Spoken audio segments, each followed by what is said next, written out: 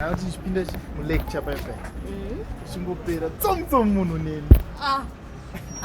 Sanisha munhu ari kutepesa pakapa. Tsomtsom na bogaita sindri chipanderi kan chichichi. Azosvika manje sazatamira pakafe. Ngokumburo self. Ndo zvaitomira chete. Aina zvati. But I remember zvitondri mafan, zvifanire vamwe vanhu. Ndambozvitaura. Ndakuenda iyo. Ndinokwirira. Kuna mangwana. Ukuramba mangwana. Sanga mtaura. Hope moto ninge agadzirwa edo nanzwa netsoka iyi. Iboku.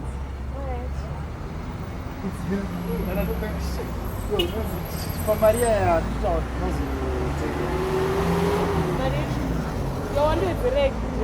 Maria ikandadozotengesa nachiti tipo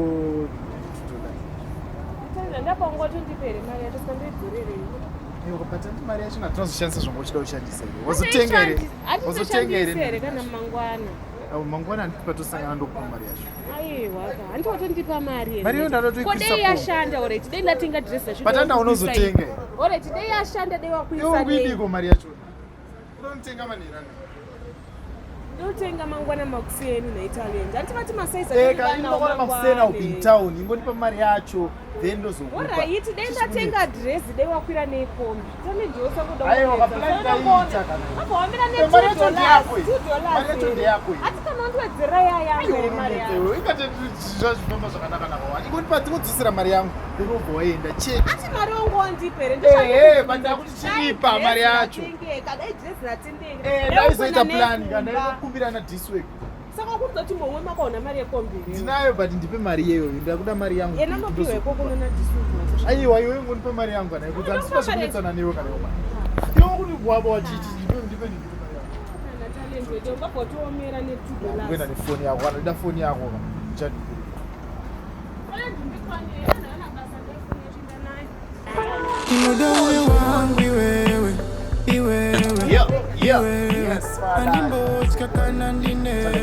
for the rest of my life. Yes. So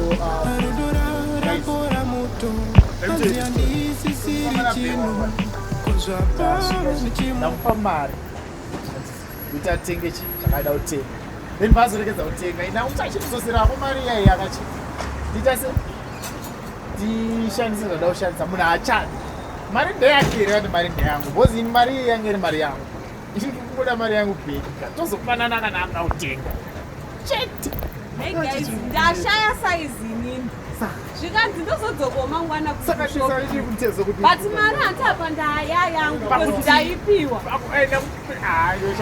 but kodai ndatenga dress avasikana vese vemcomment section guys endatenga dress dayainaneboys rangu hemcomment section boys msikana yakutoda utodya mari yangu anyway, thank you so much guys. Don't forget to subscribe to our YouTube channel. It's Talent Film Zimbabwe. Follow me on Facebook, Talent Film Zimbabwe, Talent Film Zim on Instagram. Also follow Kudzi on Facebook, Kudzi Freddy, Instagram Kudzi Freddy Wema Film, also TikTok Kudzi Freddy Wema Film guys. Follow well guys.